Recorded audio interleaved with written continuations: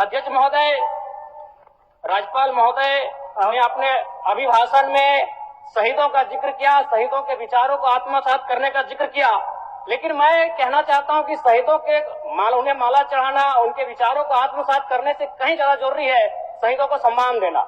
मैं एक झारखंड, चूंकि माननीय मुख्यमंत्री भी झारखंड आंदोलनकारी के सुपुत्र, आज वो मुख्यमंत्री हैं, मैं भी एक झारखंड आंदोलनकारी का बेटा हूं, आज मैं विधायक के रूप में आपके बीच हूं, लेकिन आज असंख्य झारखंड आंदोलनकारी के परिवार है जो आज छत विच्छत हो चुका है। इसलिए मैं चाहता हूं जिस प्रकार एसटी आरक्षण, ओबीसी आरक्षण और एससी आरक्षण, ईडब्ल्यूएस आरक्षण के साथ झारखंड आंदोलन की लड़ाई लड़ने वाले आंदोलनकारियों के परिवार को, आश्रित को 5% आरक्षण की व्यवस्था की जाए, ये मैं सदन से मांग करता हूं। अध्यक्ष महोदय। सदस्य जयराम जी बोलिए,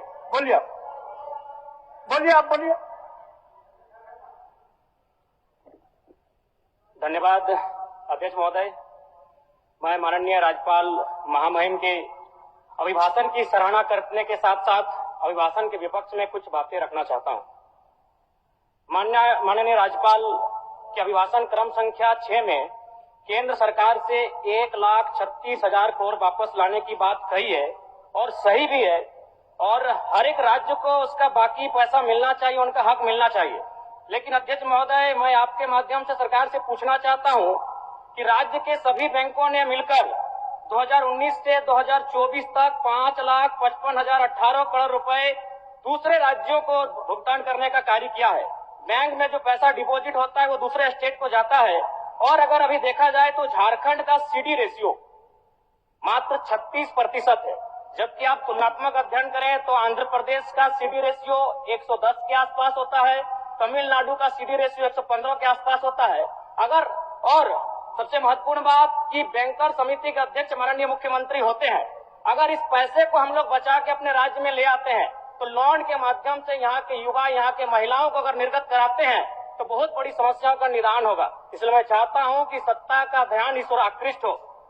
मैं आगे अध्यक्ष महोदय, राज्यपाल महोदय ने अपने अभिभाषण में शहीदों का जिक्र किया, शहीदों के विचारों को आत्मसात करने का जिक्र किया, लेकिन मैं कहना चाहता हूं कि शहीदों के उन्हें माला चढ़ाना, उनके विचारों को आत्मसात करने से कहीं ज्यादा जरूरी है शहीदों को सम्मान देना। मैं एक झारखंड, चूंकि माननीय मुख्यमंत्री भी झारखंड आंदोलनकारी के सुपुत्र, आज वो मुख्यमंत्री हैं, मैं भी एक झारखंड आंदोलनकारी का बेटा हूं, आज मैं विधायक के रूप में आपके बीच हूं, लेकिन आज असंख्य झारखंड आंदोलनकारी के परिवार है जो आज छत विच्छत हो चुका है। इसलिए मैं चाहता हूं जिस प्रकार एसटी आरक्षण, ओबीसी आरक्षण और एससी आरक्षण, ईडब्ल्यूएस आरक्षण के साथ झारखंड आंदोलन की लड़ाई लड़ने वाले आंदोलनकारियों के परिवार को, आश्रित को 5% आरक्षण की व्यवस्था की जाए, ये मैं सदन से मांग करता हूं। अध्यक्ष महोदय, थोड़ा सा और समय लूंगा। अब हो गया जयराम, जब सरकार का उत्तर होना है अब सरकार, फिर बाद में फिर सेकंड पारी में मौका मिलेगा। मान्यवर 30 सेकंड, मान्यवर 30 सेकंड। चलिए बोल लीजिए।